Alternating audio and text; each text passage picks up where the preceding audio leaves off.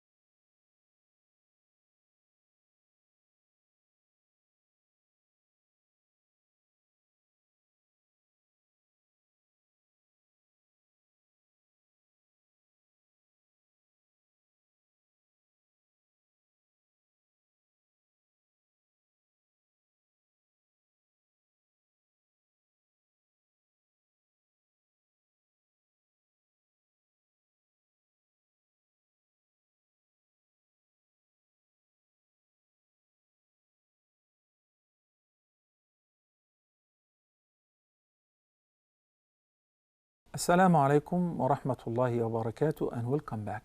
Today inshallah we're going to study together ayah number 92, chapter number 23, Surah Al-Mu'minun. In this ayah, Allah the Almighty describes Himself as follows: عالم الغيب والشهادة فتعالى عما يشركون, which means He is the knower of al-ghayb, the unseen, والشهادة, the witness and the seen. So high is He above what they associate with Him. That is the meaning of فَتَعَالَى عَمَّا يُشْرِكُونَ. He is so high above what they associate with Him in worship. What is the occasion? Why did Allah the Almighty in this particular ayah spoke about being the knower of the unseen and the witnessed? That is because in the previous ayah, ayah number 91, Allah the Almighty says, مَا اتَّخَذَ اللَّهُ مِنْ وَلَدٍ وَمَا كَانَ مَعَهُ مِنْ إِلَهٍ. Allah has never taken a son, nor has there anyone been as an ilah with Allah. إِذًا لَذَهَبَ كُلُّ إِلَهٍ بِمَا خَلَقَ وَلَعَلَى بَعْضُهُمْ عَلَى بَعْضٍ. If there had been another ilah along with Allah, then each deity would have taken what he has created, and some of them would have sought to overcome others. Exalted is Allah above what they ascribe to Him. So, the possibility of having a son or a partner to Allah is zero. It's impossible for Allah to have a partner and to have a child accordingly. Since He is the only one who is worthy of worship, He begets not, nor was He begotten.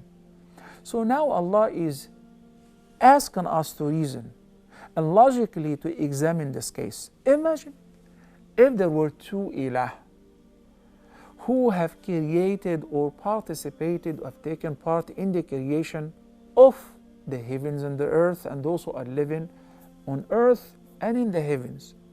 Allah subhanahu wa ta'ala says, then in this case, إِذَا لَذَهَبَ كُلُّ إِلَهٍ بِمَا خَلَقٍ. Then each deity would have taken what he has created.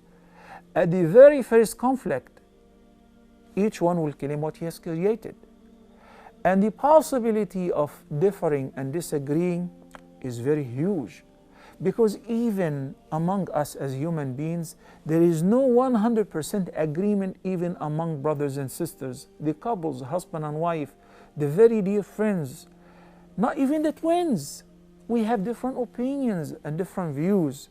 Imagine if there is a vehicle with two steering wheels, and each driver have the same access to control the vehicle.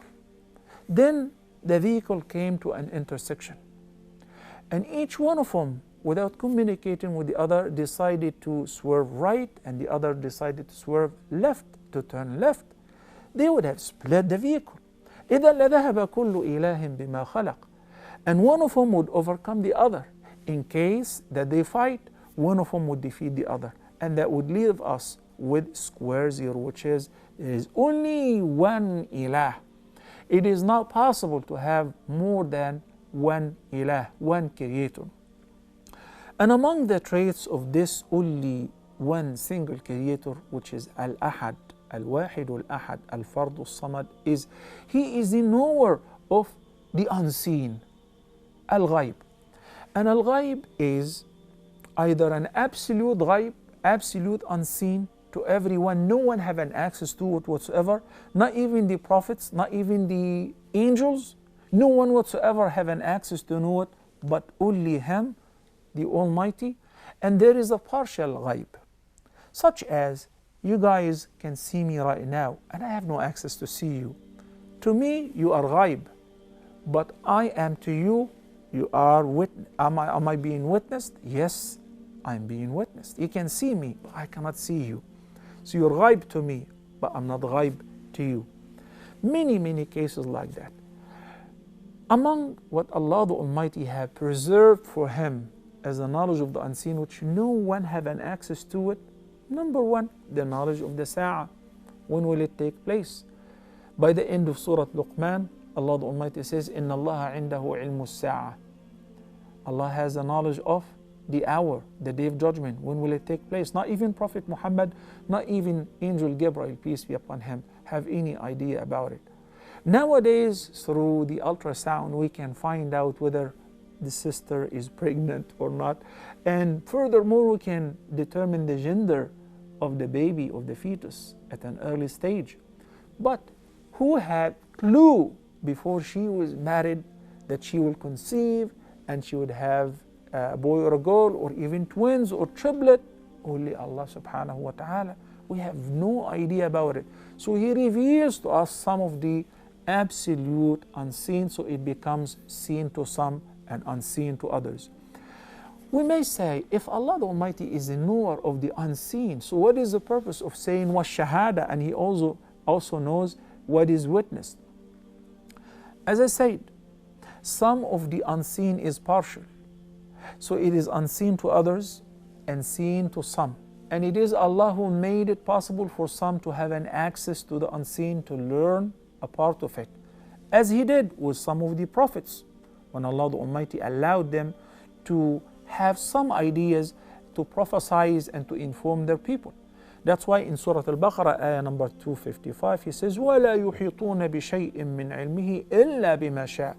They encompass none of His knowledge except what He wills and what He allows. And since Allah the Almighty said, عَالِمُ الْغَيْبِ وَالشَّهَادَةِ عَالِمُ الْغَيْبِ فَلَا يُظْهِرُ عَلَى غَيْبِهِ أَحَدًا.